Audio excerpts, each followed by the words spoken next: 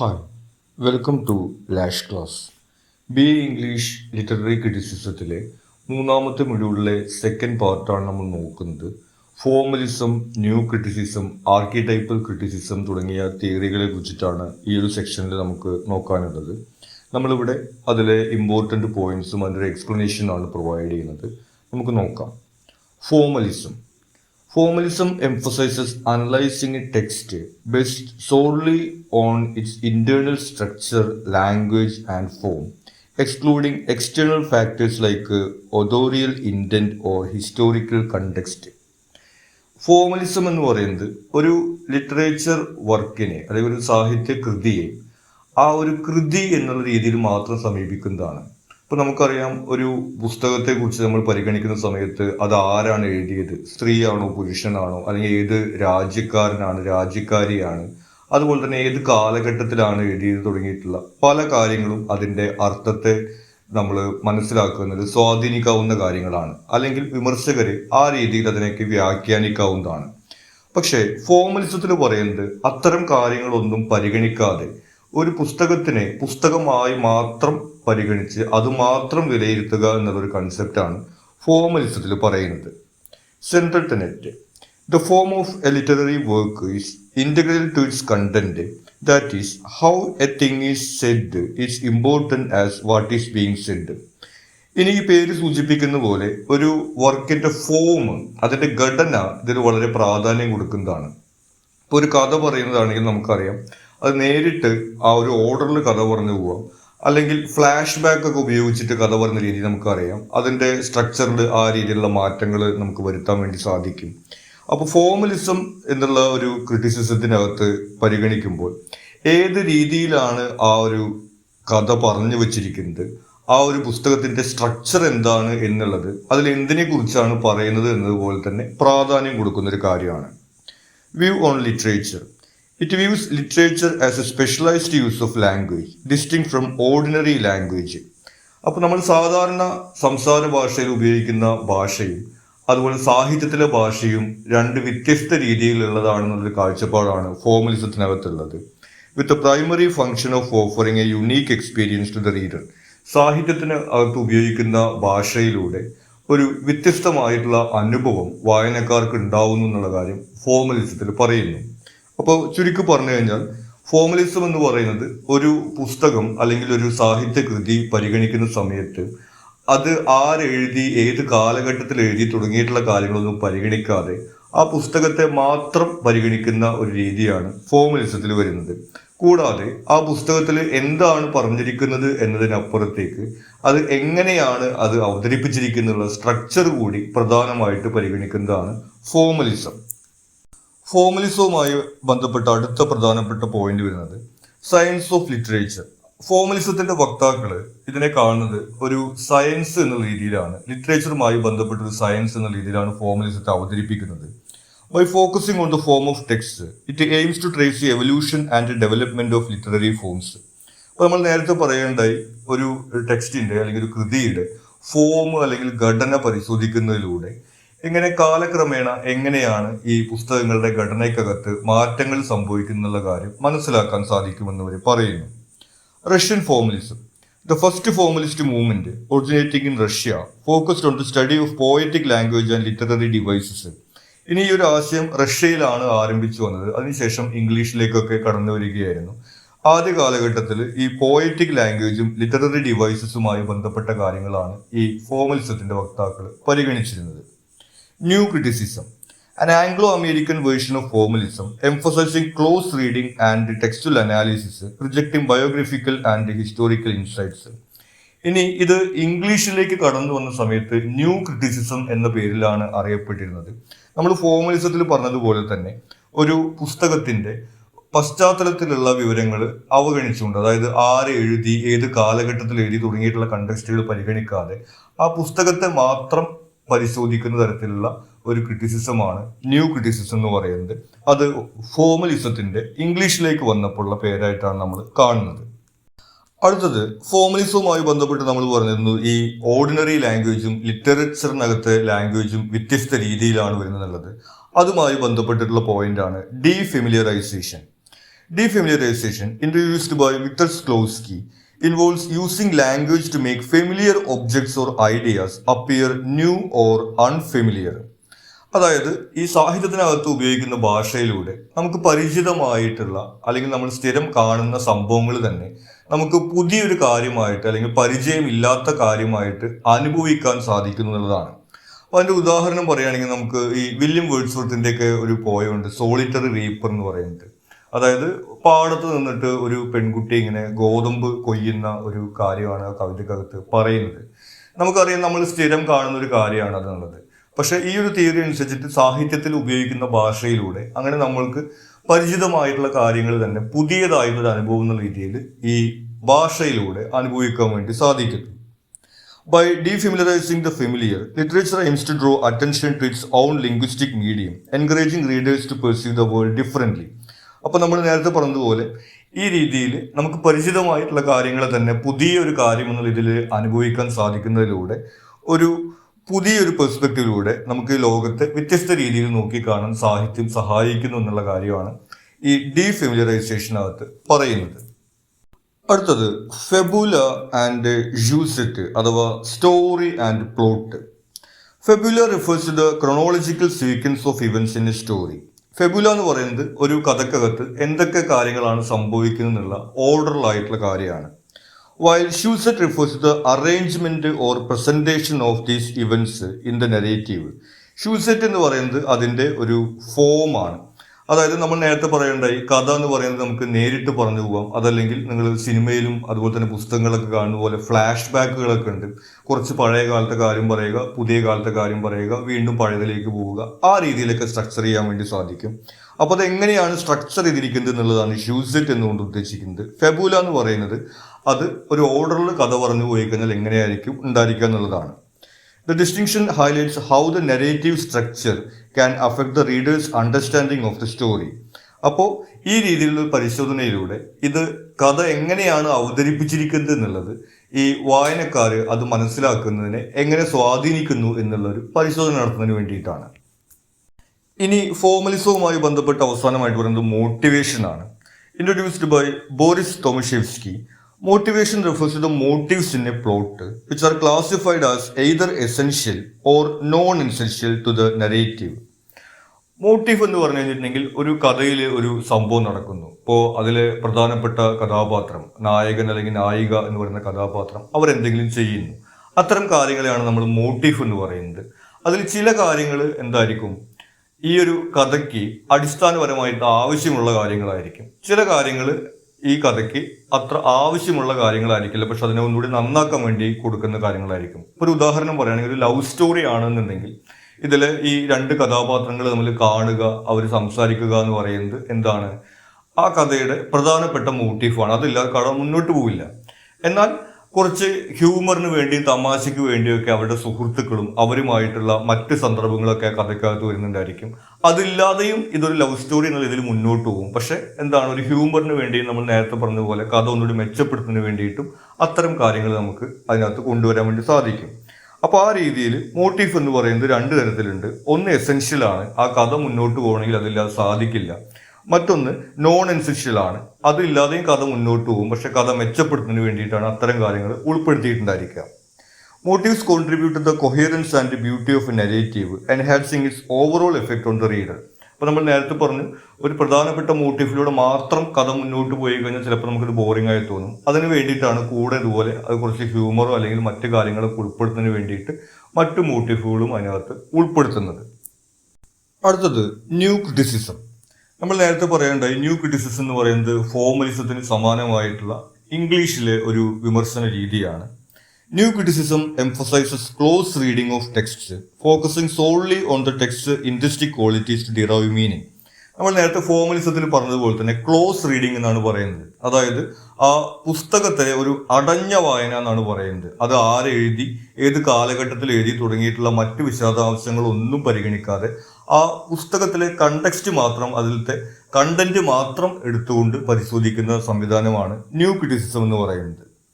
While praised for its rigorous analysis, new criticism has been criticized for its narrow focus, ignoring external context that could enrich interpretation. പക്ഷേ ഇത് കുറച്ച് കാലത്തിന് ശേഷം വിമർശകർക്കിടയിൽ വലിയ താല്പര്യമില്ലാത്ത ഒരു രീതിയായിട്ട് മാറുകയുണ്ടായി.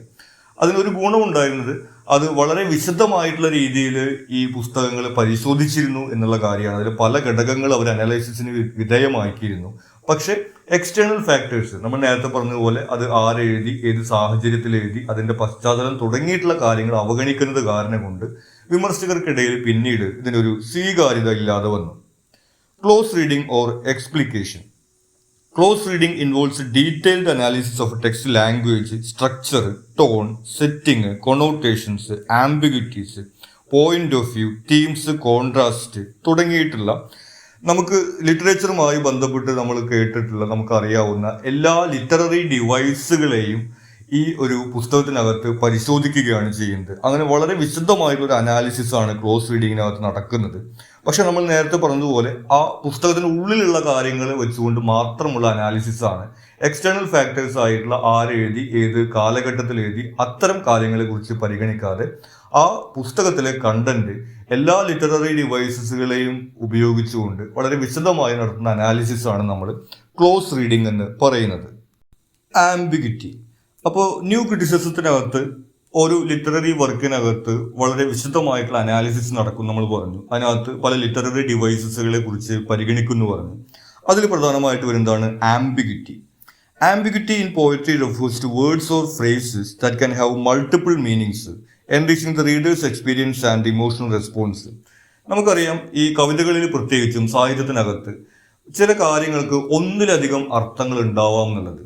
ആ രീതിയിൽ ഒരു വാചകത്തിനോ അല്ലെങ്കിൽ വാക്കുകൾക്കോ ഒന്നിലധികം അർത്ഥങ്ങൾ ഉണ്ടാവുന്ന സാഹചര്യത്തെയാണ് നമ്മൾ ആംബിഗിറ്റി എന്ന് പറയുന്നത്. Empson's theory. William Empson's 7 types of ambiguity explores how ambiguity in poetry can enhance its complexity and aesthetic value.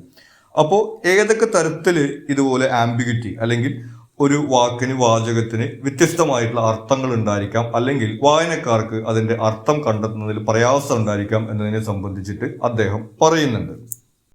അതിൽ പ്രധാനമായിട്ട് വരുന്നത് 7 തരത്തിലുള്ള ആംബിഗിറ്റികളാണ്. ഒന്നാമത്, when a detail is effective in several ways simultaneously. ഒരു ഡീറ്റെയിൽ, ഒരു വാചകമോ അല്ലെങ്കിൽ ഒരു വാക്കോ പല രീതിയിൽ എഫക്റ്റ് ഉണ്ടാക്കുന്നതാണ് ഒന്നാമത് വരുന്നത്. അടുത്തത് പറയുന്നത് when 2 or more alternative meanings are resolved into one. ഒന്നിലധികം അർത്ഥങ്ങൾ ഇതുപോലെ ഒരു ഫ്രേസിലേക്ക് കൊണ്ടുവരുന്നതാണ് അടുത്തത് വരുന്നത്. when 2 apparently unconnected meanings are given simultaneously. പിന്നീട് വരുന്നത് ഒന്നിലേറെ അർത്ഥങ്ങളാണ് അല്ലെങ്കിൽ 2 അർത്ഥങ്ങളാണ്, പക്ഷെ ആ 2 അർത്ഥങ്ങളും പരസ്പര ബന്ധമില്ലാത്ത അർത്ഥങ്ങൾ ഒരു വാചകത്തിന് വരുന്നതാണ് അടുത്തതിൽ പറയുന്നത്. when alternative meanings combine to make clear a complicated state of mind in the author. അടുത്തത് പറയുന്നത് ഇതുപോലെ തന്നെ വ്യത്യസ്ത അർത്ഥങ്ങളാണ്, പക്ഷെ അത് അൺകണക്റ്റഡ് അല്ല. ആ അർത്ഥങ്ങളിലൂടെ ഈ ഒരു റൈറ്ററിന്റെ അല്ലെങ്കിൽ ഓതറിന്റെ ഒരു മാനസികാവസ്ഥയെ കുറിച്ച് നമുക്കൊരു ചിത്രം ലഭിക്കുന്ന സാഹചര്യമാണ് അടുത്ത ആംബിഗിറ്റിയിൽ പറയുന്നത്. പിന്നെ പറയുന്നത് A kind of confusion when a writer discovers his idea while writing. ചിലപ്പോൾ എഴുതിക്കൊണ്ടിരിക്കുന്ന സമയത്തായിരിക്കും പോയിറ്റിന് പെട്ടെന്നൊരു ആശയം തോന്നിട്ട് അത് എഴുതുക. അപ്പോൾ അതെന്താണ്, അതുവരെ എഴുതിയ കാര്യമായിട്ട് ചിലപ്പോൾ ബന്ധമില്ലാത്തതായിട്ട് നമുക്ക് തോന്നും. ആ രീതിയിൽ നമുക്കുണ്ടാവുന്ന ആശയക്കുഴപ്പമാണ് അടുത്തത് വരുന്നത്. where something appears to contain a contradiction and the reader has to find interpretations. മറ്റൊന്ന് വരുന്നത് ഈ പറഞ്ഞ കാര്യങ്ങളുമായിട്ട് കോൺട്രഡിക്റ്റ് ചെയ്യുന്ന അല്ലെങ്കിൽ വ്യത്യസ്തമായിട്ടുള്ള കാര്യമാണ് എന്ന് നമ്മുടെ റീഡേഴ്സിന് തോന്നുന്നതും റീഡേഴ്സ് അവരുടേതായിട്ടുള്ള വ്യാഖ്യാനങ്ങൾ ഉണ്ടാക്കേണ്ടി വരികയും ചെയ്യുന്ന സാഹചര്യമാണ് അടുത്ത ആംബിഗിറ്റിയിൽ പറയുന്നത്. പിന്നെ വരുന്നത് a complete contradiction that shows that the author was unclear as to what he was saying. മറ്റൊന്ന് പറയുന്നത് ശരിക്കും ഇത് എഴുതിയ ആൾക്ക് എന്താണ് അയാൾ ഉദ്ദേശിച്ചെന്നുള്ള കാര്യം വ്യക്തമല്ലാത്ത സാഹചര്യം. അപ്പോൾ അതേ ഒരു അവസ്ഥ തന്നെ വായനക്കാർക്കും ഇത് വായിച്ചിട്ട് എന്താണെന്ന് മനസ്സിലാവാത്ത, ഏറെക്കുറെ ഇപ്പോൾ നിങ്ങൾ കേട്ടുകൊണ്ടിരിക്കുന്ന നിങ്ങൾക്കും ഇതിപ്പോൾ എന്താണ് പറയുന്നത് എന്നുള്ളൊരു തോന്നലുണ്ടാവാം. അപ്പോൾ ചുരുക്കി പറഞ്ഞു കഴിഞ്ഞിട്ടുണ്ടെങ്കിൽ ആംബിഗിറ്റി എന്ന് പറയുന്നത് നമുക്കറിയാം ഈ കവിതകൾക്കകത്തും സാഹിത്യത്തിനകത്തും എന്താണ്, ഒരു വാക്കിന് അല്ലെങ്കിൽ ഒരു വാചകത്തിന് ഒന്നിലധികം അർത്ഥങ്ങൾ ഉണ്ടാവുന്ന സാഹചര്യമാണ്. അതിന് പല കാരണങ്ങളുണ്ട് എന്നുള്ളതാണ് ഇവിടെ പറയുന്നത്. അതിൻ്റെ ഒരു എഫക്റ്റ് എന്ന് പറയുന്നത് എന്താണ്, ചിലപ്പോൾ നല്ലതായിട്ട് വരും, കാരണം റീഡേഴ്സിന് ഇന്റർപ്രറ്റ് ചെയ്യാൻ വേണ്ടി സാധിക്കും, അല്ലെങ്കിൽ കൂടുതൽ എന്താണ് ആഴത്തിൽ നമുക്കൊരു കൺസെപ്റ്റ് മനസ്സിലാക്കാൻ ഇതുപോലെ ഒന്നിലധികം അർത്ഥങ്ങളുള്ളത് സഹായിക്കും. എന്നാൽ ചില സമയത്ത് എന്താണ്, അത് റീഡേഴ്സിനെ കൺഫ്യൂസ് ചെയ്യും എന്നുള്ള കാര്യമാണ് പറയുന്നത്. അടുത്തത് വരുന്നത് പാരഡോക്സ്. പാരഡോക്സ് എന്ന് പറയുന്നത് statement that appears self contradictory but may reveal A deeper truth or meaning. പരസ്പര വിരുദ്ധമാണ് എന്ന് നമുക്ക് തോന്നുന്ന പ്രയോഗങ്ങളാണ് പാരഡോക്സ് എന്ന് പറയുന്നത്, പക്ഷെ അതിന് ഡീപ്പായിട്ടുള്ള മീനിങ് ഉണ്ടായിരിക്കാം. ഇപ്പോൾ ഒരു ഉദാഹരണം പറയുന്നത്, ഫൈറ്റ് ഫയർ വിത്ത് ഫയർ, തീയിനെ തീ കൊണ്ട് നേരിടുക. അല്ലെങ്കിൽ നമുക്ക് പറയാൻ പറ്റുന്നത് ബിഗിനിങ് ഓഫ് ദി എൻഡ്, അവസാനത്തിന്റെ ആരംഭം. അങ്ങനെയുള്ള സെന്റൻസുകൾ, ഫ്രേസുകൾ കേൾക്കുമ്പോൾ എന്താണ്, നമുക്ക് പരസ്പര വിരുദ്ധമായിട്ടുള്ള കാര്യങ്ങളാണ് പറയുന്നതെന്ന് തോന്നും. പക്ഷെ നമ്മൾ ചിന്തിച്ചു കഴിഞ്ഞാൽ അതിനകത്ത് ഡീപ്പായിട്ടുള്ള ഒരു മീനിങ് ഉണ്ട് എന്ന് നമുക്ക് തോന്നും. ആ രീതിയിലുള്ള കാര്യങ്ങളാണ് പാരഡോക്സ് എന്ന് പറയുന്നത്. Cleanth Brooks argued that poetry often uses paradox to convey complex ideas. അപ്പോൾ ഈ ന്യൂ ക്രിറ്റിസിസത്തിനകത്ത് പറയുന്നത് ഈ രീതിയിൽ പാരഡോക്സുകൾ ഉപയോഗിച്ചുകൊണ്ട് വളരെ കോംപ്ലക്സ് ആയിട്ടുള്ള ആശയങ്ങൾ ഈ പോയറ്റ്സ് ഇവിടെ എക്സ്പ്രസ് ചെയ്യാറുണ്ട് എന്നുള്ളതാണ്. ഇനി വരുന്നത് irony. Irony is a literary device in which words or actions convey meaning opposite to their literal interpretation. അതായത് വാക്കുകൾക്ക് അവരുടെ അക്ഷരാർത്ഥത്തിലുള്ള അർത്ഥമല്ലാതെ അതിന്റെ ഓപ്പോസിറ്റ് അർത്ഥം വരുന്ന സാഹചര്യങ്ങളാണ് ഐറണി എന്ന് പറയുന്നത്. ഒരു ഉദാഹരണം പറയുകയാണെങ്കിൽ, നമ്മളൊരു എക്സാം എഴുതി, എക്സാം വളരെ ടഫായിരുന്നു. അപ്പോൾ നമ്മുടെ ഫ്രണ്ട് നമ്മളോട് ചോദിക്കുകയാണ് എങ്ങനെ ഉണ്ടായിരുന്നു വെച്ച് കഴിഞ്ഞാൽ, അപ്പോൾ നമ്മൾ പറയും പിന്നെ വളരെ നന്നായിരുന്നു എന്ന് പറയും. അവിടെ വളരെ നന്നായിരുന്നു എന്ന് പറയുന്നത് എന്താണ്, നമ്മളൊരു തമാശ രൂപേണ അല്ലെങ്കിൽ പരിഹാസം പോലെ പറയുന്നതാണ്. അത് വളരെ ടഫായിരുന്നു എന്നാണ് നമ്മൾ ഉദ്ദേശിക്കുന്നത്. അപ്പോൾ അത് കേൾക്കുന്ന ആൾക്ക് ആ അർത്ഥം മനസ്സിലാവും. പക്ഷെ അവിടെ ഉപയോഗിച്ചിരിക്കുന്ന വാക്കുകളുടെ ഓപ്പോസിറ്റ് അർത്ഥമാണ് ആ സാഹചര്യത്തിൽ വരുന്നത്. ആ രീതിയിൽ വരുന്നതാണ് ഐറണി എന്ന് പറയുന്നത്. Irony is seen as a key element in poetry, adding depth and complexity to the text by revealing hidden meanings or contradictions. അപ്പോൾ ഐറണി എന്ന് പറയുന്നത് ഇതുപോലെ സാഹിത്യത്തിനകത്ത് വളരെ പ്രധാനപ്പെട്ടിട്ടുള്ള ഒരു ലിറ്റററി ഡിവൈസാണ്. അത് ഉപയോഗിച്ചുകൊണ്ട് ഇതുപോലെ സങ്കീർണമായിട്ടുള്ള ആശയങ്ങളും അതുപോലെ തന്നെ കോൺട്രഡിക്ഷൻസ് ഒക്കെ അവതരിപ്പിക്കാൻ വേണ്ടി സാധിക്കും. അടുത്തത് ടെൻഷൻ. ടെൻഷൻ എന്നിവിടെ ഉദ്ദേശിക്കുന്നത് നമ്മൾ സാധാരണ ടെൻഷൻ അടിക്കുക എന്ന് പറയുന്ന ടെൻഷൻ അല്ല, നമ്മൾ ഇന്റൻഷൻ എന്നുള്ള ഒരു വാക്കിനകത്ത് നിന്ന് വരുന്ന ടെൻഷനാണ് ഇവിടെ ഉദ്ദേശിക്കുന്നത്. Tension as described by John Orley, Allen Tate, refers to the quality in a poem that creates both its meaning and its effect on the reader. അതായത് ഒരു പോയത്തിനകത്തുള്ള അതിൻ്റെ മീനിങ്ങും എഫക്റ്റും ക്രിയേറ്റ് ചെയ്യുന്ന ക്വാളിറ്റിയാണ് ഈ ടെൻഷൻ എന്ന് പറയുന്നത്. It is the effect it creates as a whole. ചുരുക്കി പറഞ്ഞു കഴിഞ്ഞിട്ടുണ്ടെങ്കിൽ ആ പോയത്തിന്റെ മുഴുവനായിട്ടുള്ള ഒരു എഫക്റ്റ്, ആ പോയം ഒരു ഹോൾ എന്നുള്ള രീതിയിൽ സൃഷ്ടിക്കുന്ന ഒരു എഫക്റ്റ്, അതിന്റെ മീനിങ് നമുക്ക് മനസ്സിലാവുന്നത്, അത് നമ്മളിൽ ഉണ്ടാക്കുന്ന ഒരു സെൻസേഷൻ അല്ലെങ്കിൽ ഫീലിംഗ്, ആ രീതിയിലുള്ള ഒരു എഫക്റ്റ്, ആ ഒരു ക്വാളിറ്റിയാണ് ടെൻഷൻ എന്ന് പറയുന്നത്. Tension is considered A critical aesthetic attribute that enhances the readers experience and understanding of A poem. അപ്പോൾ ടെൻഷൻ എന്ന് പറയുന്നത് നമുക്കറിയാം എന്താണ്, ഒരു റീഡർ എങ്ങനെയാണത് മനസ്സിലാക്കുന്നത്, എന്ത് എഫക്റ്റാണ് ഉണ്ടാക്കുന്നത് എന്നുള്ളത്, അത് ആ രീതിയിൽ ഒരു എസ്തെറ്റിക് ആട്രിബ്യൂട്ടാണ്. ആ രീതിയിൽ ഒരു പോയം ആസ് എ ഹോൾ, മുഴുവൻ ഒരു പോയം എന്നുള്ള രീതിയിൽ ഒരു റീഡറിനകത്ത് ഉണ്ടാക്കുന്ന ആ ഒരു മീനിങ് എങ്ങനെ മനസ്സിലാക്കുന്നു, അത് എന്ത് എഫക്റ്റ് ഉണ്ടാക്കുന്നു എന്നുള്ളതിനെയാണ് അതിൻ്റെ ആ ഒരു മീനിങ് ഉണ്ടാക്കുന്നതിനും എഫക്റ്റ് ഉണ്ടാക്കുന്നതിനും സഹായിക്കുന്നതായിട്ട് എന്താണോ ആ പോയത്തിനകത്തുള്ളത്, അതിനെയാണ് ആ പോയത്തിൻ്റെ ടെൻഷൻ എന്ന് പറയുന്നത്. ഇനി ന്യൂ ക്രിറ്റിസിസവുമായി ബന്ധപ്പെട്ട അവസാനത്തെ പോയിന്റാണ് നമ്മൾ പറയുന്നത്, intentional fallacy. Intentional fallacy refers to the mistaken belief that the author's intent or purpose is the sole determinant of a text meaning. നമ്മൾ നേരത്തെ പറയുകയുണ്ടായി, ഫോർമലിസത്തിലും അതുപോലെ തന്നെ ന്യൂ ക്രിറ്റിസിസത്തിലും പ്രധാനമായിട്ട് പറയുന്നത് ഒരു വർക്ക്, ഒരു പുസ്തകം ആരെഴുതി, ഏത് കാലഘട്ടത്തിൽ എഴുതി എന്നുള്ള കാര്യം ഒന്നും പരിഗണിക്കാതെ ആ പുസ്തകം മാത്രമായിട്ടാണ് പരിഗണിക്കുക എന്നുള്ളത്. അപ്പോൾ നമുക്കറിയാം മറ്റു വിമർശകർ ഇത്തരം കാര്യങ്ങൾ പരിഗണിക്കും. അത് സ്ത്രീയാണോ പുരുഷനാണോ എഴുതിയത്, അല്ലെങ്കിൽ ഏത് രാജ്യക്കാരനാണ് രാജ്യക്കാരിയാണ് എഴുതിയത്, അതുപോലെ തന്നെ ഏത് കാലഘട്ടത്തിലാണ്. ഇപ്പോൾ സ്വാതന്ത്ര്യ സമരം നടക്കുന്ന ഒരു കാലഘട്ടത്തിൽ എഴുതപ്പെട്ട പല കവിതകളും, നമുക്ക് പഠിക്കാനുള്ള കവിതകൾ ഉൾപ്പെടെ, നമുക്കത് വായിച്ചു കഴിഞ്ഞിട്ടുണ്ടെങ്കിൽ അത് സ്വാതന്ത്ര്യ സമരമായിട്ട് ബന്ധപ്പെട്ട് തോന്നില്ല. പക്ഷെ എന്താണ്, നമ്മൾ അത് ടീച്ചേഴ്സ് പഠിപ്പിക്കുന്ന സമയത്ത് ഇത് സ്വാതന്ത്ര്യ സമരവുമായി ബന്ധപ്പെട്ട കവിതയാണെന്ന് പറഞ്ഞിട്ട് നമ്മളെ പഠിപ്പിക്കുന്ന കാര്യങ്ങൾ നമുക്ക് ഒരുപക്ഷെ ഓർമ്മ ഉണ്ടാവും. അത് ഒക്കെ എങ്ങനെ വരുന്നതാണ്, അത് ആരെഴുതി, ഏത് കാലഘട്ടത്തിൽ എഴുതി തുടങ്ങിയിട്ടുള്ള കാര്യങ്ങൾ അതിൻ്റെ അർത്ഥത്തിലേക്ക് കൊണ്ടുവരുമ്പോഴാണ് ആ രീതിയിൽ നമ്മൾ അതിനെ വ്യാഖ്യാനിക്കുന്നത്. അത് തെറ്റാണ് എന്നാണ് ഈ ന്യൂ ക്രിറ്റിസിസത്തിനകത്ത് പറയുന്നത്. അതിനെയാണ് ഇന്റൻഷണൽ ഫാലസി എന്ന് പറയുന്നത്. അതായത് ഏത് കാലഘട്ടത്തിൽ അല്ലെങ്കിൽ ഏത് സാഹചര്യത്തിൽ ആരെഴുതി തുടങ്ങിയിട്ടുള്ള കാര്യങ്ങൾ പരിഗണിക്കേണ്ടതില്ല. ഒരു എഴുതിയ ആൾ എന്താണ് ഉദ്ദേശിച്ചത് എന്നുള്ള കാര്യത്തിലുള്ള പ്രസക്തിയില്ല. അങ്ങനെ എന്തെങ്കിലും ഉദ്ദേശിച്ചിട്ടുണ്ടെങ്കിൽ അത് വായിക്കുമ്പോൾ മനസ്സിലാവണം. അല്ലാതെ എഴുതിയ ആളുടെ ചരിത്രം അന്വേഷിച്ച് പോയിട്ട് അർത്ഥം കണ്ടുപിടിക്കാൻ പറ്റില്ല.